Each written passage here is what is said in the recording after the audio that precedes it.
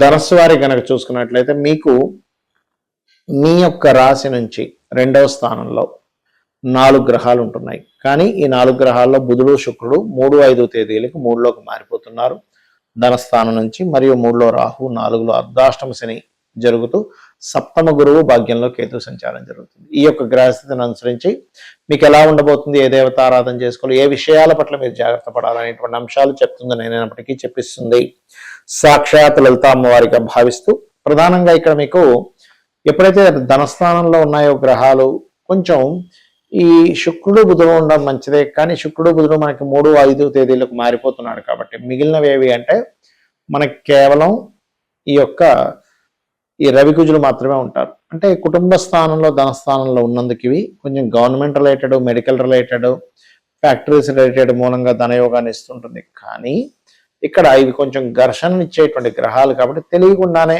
Money విషయంలో కొంత ఘర్షణ రానుంది. 3వ స్థానంలో రాహు ఉంటూ శుక్రుడు బుధుడు కూడా ఉన్నారు కాబట్టి కొంతమంది బిజినెస్ పీపుల్, స్త్రీలు, ఆన్లైన్లో కొంతమంది పరిచయాలు కూడా ఏర్పడతాయి మీకు. కాకపోతే మీరు ఏదైనా సరే ఈ సమయం కొనడానికి మాత్రం సరైన సమయం కాదు. ఏదైనా ప్రాపర్టీ అమ్ముదాం అనుకుంటున్నాము, ఒక పాత వెహికల్ అనుకోండి, లేకపోతే పాత గృహం అనుకోండి, పొలం అనుకోండి, ఏదైనా అమ్మేద్దామని ఎప్పటి నుంచో ప్రయత్నం చేసేటువంటి వారికి ఈ పక్షం చాలా చాలా చాలా అనుకూలమైనటువంటిది. పక్షమే కాదు, నెలంతా కూడా అనుకూలంగానే ఉంటుంది చెప్పాలంటే. ఎందుకంటే తర్వాత మరలా మీకు రవికుజుడు కూడా 3వ స్థానంలోకి వెళ్తుంటాడు. కాకపోతే మరి ఎందుకు కొనడానికి మాత్రం ఎందుకు అంత అనుకూలత కాదు, జాగ్రత్తగా ఎందుకు కొనాలి అని చెప్తున్నా అంటే అర్ధాష్టమ శని 4వ స్థానం అనేటువంటిది అసెట్స్ అని చెప్తుంది. కాబట్టి అసెట్స్ స్థానంలో శని ఉన్నాడు కాబట్టి ఆ యొక్క విషయంలో కొంచెం చూసుకొని కొనుగోలు చేయాలి. వివాహ సంబంధించిన విషయాల్లో కూడా సంబంధాలు కుదురుతూ ఉంటాయి. కాబట్టి అంత తొందరగా నచ్చకపోవడము, లేకపోతే కొంచెం ఒకటి అనుకుంటే ఇంకోటి కనిపిస్తున్నట్టుగా వివాహం కుదుర్చుకున్న తర్వాత కూడా మనం ఒకటి అనుకున్నామే ఎంతో పద్ధతి అనుకున్న తెలుసు వీళ్ళు ఎలా ప్రవర్తిస్తున్నారు ఏంటి అనేటువంటిది కూడా మనం చూస్తూ ఉంటాం. కాకపోతే ఎప్పుడైతే మీకు సప్తమంలో ఉండేటువంటి గురువుకి కోణస్థితి దృష్టి ఉంటుంది కాబట్టి ఎప్పుడైతే శుక్రుడు 3వ స్థానంలోకి మారుతూ ఉంటాడో, గురువు యొక్క దృష్టి పడుతూ ఉంటుందో, దీని మూలంగా కలిగేటువంటి ఫలితాలు ఏమిటి అని చెప్పి చూసుకున్నట్లయితే ప్రధానంగా ఇక్కడ ఇచ్చేటువంటి ఫలితాలలో ఇది వివాహ సంబంధించిన విషయాలు కుదరడానికి, సామాజిక సంబంధించిన విషయాల్లో ఇంకొంచెం సమాజంలో ఇంకొంచెం ముందుకు వెళ్ళడానికి అనుకూలిస్తూ ఉంటాయి. ఇక మీరు నిత్యము చేయవలసినటువంటి దేవతారాధన, అదేవిధంగా ఉద్యోగ సంబంధించిన విషయాలు ఎలా ఉందంటే ఉద్యోగంలో కొంత చేంజెస్ అనేటువంటిది అయితే చూపిస్తుంది. అది ఇల్లు మారడం కూడా కావచ్చు, సమ్ టైమ్స్ అంటే ఉన్న గృహం కూడా మారుతారు, అమ్మడమే కాకుండా అటువంటివి చూపిస్తున్నాయి. ఇక మీరు నిత్యము చేయవలసింది లక్ష్మీ నరసింహస్వామి యొక్క ఆరాధన చేయండి, అన్ని విధాలా మీకు బాగుంటుంది. చాలా మంది ఏంటంటే జ్యోతిష్ శాస్త్రంలో మనకి అసలు జాతకం చూపించుకునేటప్పుడు ఎటువంటి విషయాలు చెబుతారు, అసలు జాతకం చూపించుకోవడం ద్వారా ఎటువంటి ఫలితాలు మనం తెలుసుకొని మన యొక్క జీవితాన్ని మార్చుకోవచ్చు అనేటువంటిది నన్ను చాలా మంది పర్సనల్ చాట్ విషయంలో అసలు ఏమేం చెప్తారని మనకి కాల్స్లో వాటిలో అడుగుతున్నారు. దాని మీద నేను మీకు క్లారిటీ ఇస్తాను. ఫస్ట్ ఆఫ్ ఆల్ ఏంటంటే మనకి ఒక దగ్గరికి వెళ్ళాలనే ఒక డెస్టినేషన్ ఉందనుకోండి, అక్కడికి వెళ్ళడానికి మనకు రూట్ తెలియాలి. రూట్ కనుక తెలిస్తే మనం ఈజీగా వెళ్ళగలుగుతాం. అలాగే ఆ రూట్లో వెళ్ళేటప్పుడు మనం చూడండి, ఒక్కోసారి ఒక ప్రదేశం నుంచి ఇంకో ప్రదేశానికి వెళ్ళేటప్పుడు మధ్యలో ఎక్కడో ఏదో రోడ్ రిపేర్ ఉంటుంది, అప్పుడు ఇంకొక రూట్లో నుంచి వెళ్ళాలి.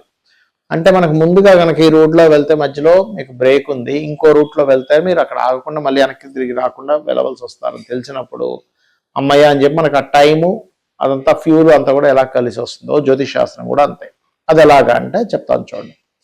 ఇప్పుడు ప్రతి మనిషికి కూడా ఆరోగ్యంగా ఉండాలి, కొంచెం ఆత్మవిశ్వాసంతో బలంగా ఉండాలి అని చూస్తూ ఉంటాం. దాన్ని లగ్నము అంటాం. అంటే జీవుడి యొక్క స్థితి లగ్నం. మీ యొక్క లగ్నాన్ని స్ట్రెంథెన్ చేసుకోవాలంటే ఏం చేయాలి అనేది మీ జన్మజాతకంలో మీ లగ్నం బట్టి ఉంటుంది. అలాగే చూడండి, ప్రతి ఒక్కరికి కూడా ధనం మూలం ఇదం జగత్ అన్నట్టుగా ఏదైనా సరే ఫైనాన్స్తో ముడిపడి ఉంది.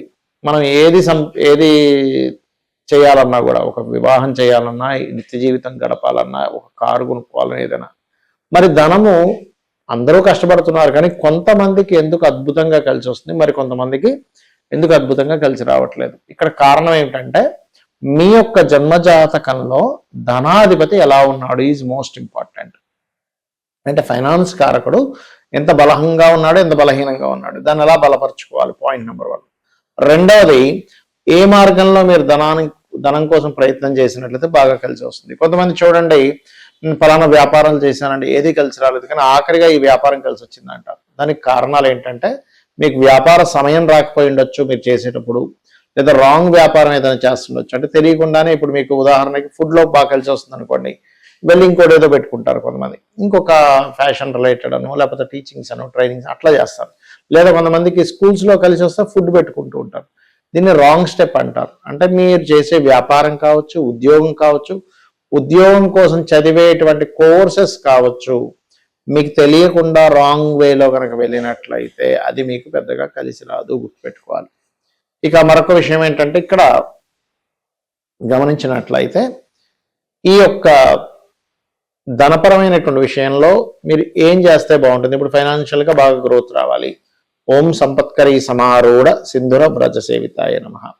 ఇలాగా మీరు ఏ కెరియర్ ఎంచుకుంటే మంచిది, ఇక్కడ ఉంటే మంచిదా, విదేశాలకు వెళ్తే మంచిదా, ఏ వ్యాపారంలోకి వెళ్తే మంచిది, ఇవే కాకుండా ఇన్వెస్ట్మెంట్స్ మనం చేస్తూ ఉంటాం. ఫలానా ధనమంతా తీసుకెళ్ళి దాంట్లో ఇన్వెస్ట్మెంట్ చేశాం, అది రాంగ్ టైం అని అనుకోండి, అంటే రైట్ టైంలో మీరు ఇన్వెస్ట్మెంట్ చేయలేదు, రైట్ విషయం మీద అంటే మీకు ఏదైతే కలిసి వస్తుందో దాని మీద ఇన్వెస్ట్మెంట్ చేయలేదు అనుకోండి, మీకు అది ఇబ్బందిని కలగజేస్తుంది, గుర్తుపెట్టుకోండి. కాబట్టి ఎప్పుడు కూడా రైట్ టైం ఇన్వెస్ట్మెంట్ చేయడము, రైట్ విషయాల మీద అంటే మీకు కలిసి వచ్చే దాని మీద ఇన్వెస్ట్మెంట్ చేయడం చాలా ముఖ్యం. అందులో మీరు గోల్డ్లో చేయాలా, గురువు రవి బాగుండాలి. సిల్వర్లో చేయాలా, చంద్రుడు బాగుండాలి, చంద్రుడు గురువు బాగుండాలి.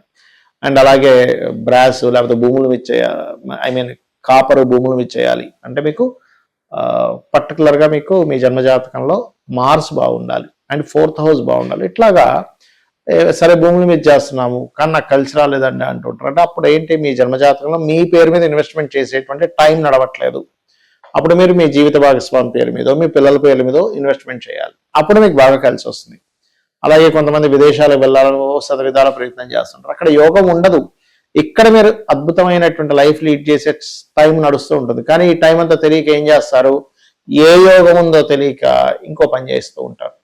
అలా మీ పర్సనల్ చార్ట్లో ఏ యోగం ఉంది, ఎటువైపు మీరు వెళ్ళాలి, ఏం చేస్తే మీ లైఫ్ బాగుంటుంది, ప్రశాంతంగా ఉంటుంది, ఫైనాన్షియల్గా బాగుంటుంది, ఆరోగ్యంగా ఉంటారనేటువంటి చెప్పేదే ఈ యొక్క ఆస్ట్రాలజీ. అంతేగాని ఏదో మిమ్మల్ని భయపెట్టేసి నువ్వు ఇది చేసుకోబోతే నువ్వు చచ్చిపోతావని, లేకపోతే నీకు ఏదో అయిపోతుందని, ఏదో పెద్ద గండం ఉందని అని చెప్పేది కాదు. ఎందుకంటే ఇక్కడ ఆస్ట్రాలజీలో వివాహ విషయమే తీసుకుందాం.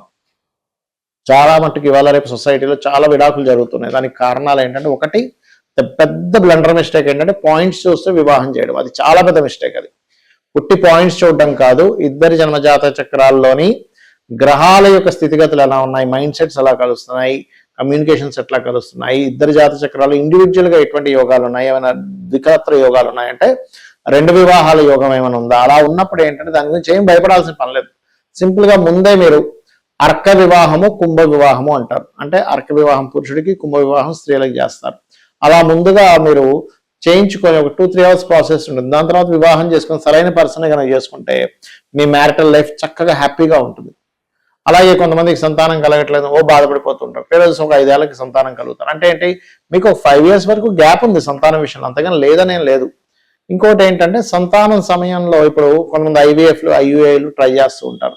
అలాంటప్పుడు మీరు కనుక సరైన టైంలో కనుక మీరు ప్రయత్నం చేసినట్లయితే మీకు రిజల్ట్ కూడా బాగుంటుంది. అలా కాకుండా పోనీ 2-3 సార్లు ఫెయిల్ అయిపోయిందండి, ఆరోగ్యం పాడైపోయింది, ధనం వేస్ట్ అయిపోయిందని బాధపడుతుంటారు. మీ ఆరోగ్యాన్ని, ధనాన్ని, మీ సమయాన్ని కూడా సేవ్ చేస్తుంది ఆస్ట్రాలజీ అనేటువంటిది. అది ఖచ్చితంగా చెప్పొచ్చు. అదేదో అనుమానిస్తున్నాం అలా చెప్పక్కర్లేదు. ఏ వ్యాపారం చేయాలి, ఎప్పుడు ఇన్వెస్ట్మెంట్ చేయాలి, ఇక్కడ ఉండాలా వేరే ప్రాంతంలో ఉండాలి, ఎప్పుడు వివాహం చేసుకోవాలి, అదేవిధంగా ఎలాంటి పర్సన్ మీ లైఫ్లోకి వస్తారు, దాన్ని మీరు ముందుగానే మీరు కొంచెం యాక్సెప్ట్ చేయగలిగితే అప్పుడు మీ జాతకంలో ఓకే ఇలాంటిది ఉంది కదా, ఇప్పుడు మీరు చూడండి మన ముఖం ఉంది, మన ఫేస్ ఇలాగే ఉంటుంది, మనం యాక్సెప్ట్ చేస్తున్నాం, మన ఫేస్ని మనం ప్రేమిస్తున్నాం. అంతేగాని నా ఫేస్ ఇలా ఉంది ఏంటి, ఇంకో రంగా ఉంటే బాగుండు అని అనుకుంటే కాదు. ఎందుకంటే మన తల్లిదండ్రులని, మన ఫేస్ని, మన ప్రతి దాన్ని కొంచెం కాకపోతే ఇంకొంచెం అందంగా తీర్చిదిద్దుకోవడానికి ప్రయత్నం చేస్తాం. మన ముఖాన్ని పౌడర్ రాసుకుంటాము, మేకప్ వేసుకుంటాము, చేస్తూ ఉంటాం. అట్లాగే మనము స్టాండర్డ్గా కొన్ని వాటితో మనం పుట్టేస్తాం. అలాంటి దాన్ని ఎట్లా ఇంప్రూవ్ చేసుకోవాలి. సరే ఇప్పుడు ఉదాహరణకి ఒక వ్యక్తికి ఇప్పుడు చేస్తే ఇప్పుడు కనుక వివాహం చేస్తే కరెక్ట్ కాదు అన్నప్పుడు ఎప్పుడు చేస్తే కరెక్ట్ అనేది చెప్తుంది. ఇప్పుడు వ్యాపారం చేయడం కరెక్ట్ కాదు అన్నప్పుడు అసలు ఎప్పుడు వ్యాపారం చేయాలి అనేటువంటి విషయం చెప్తుంది. ఇప్పుడు ఇన్వెస్ట్మెంట్ చేయడం కరెక్ట్ కాదు అన్నప్పుడు ఎప్పుడు చేయాలనేది విషయం చెప్తుంది. అలాగని ఇప్పుడే చేయాలని జాతక చక్రంలో ఉంటుంది. అప్పుడు మీరు 12th హౌస్ ఎలా ఉంది, మీ ధనాధిపతి ఎంత బలంగా ఉన్నాడు, ఎంత బలహీనంగా ఉన్నాడు, ఇప్పుడు మీరు వీటిలో ఇన్వెస్ట్మెంట్ చేయొచ్చా చేయకూడదు అనేటువంటి అనేకమైనటువంటి అంశాలు మీ జీవితాన్ని పూర్తిగా ఒక పాజిటివ్ వైపు, ఒక లాభాల వైపు తీసుకెళ్లేది ఆస్ట్రాలజీ. అయితే మరి జాతకం లేదండి అనుకునేటువంటి వారికి ఒకటే ఒక గొప్ప సజెషన్ ఏంటంటే, డైలీ మార్నింగ్ ఈవినింగ్ లలిత చేసుకోండి. లలిత అమ్మవారు మీకు ఆలోచన కలిగేలాగా మీ యొక్క దారి సరైన మార్గంలో తీసుకెళ్లా చేస్తుంది. శ్రీమాత్రే నమః.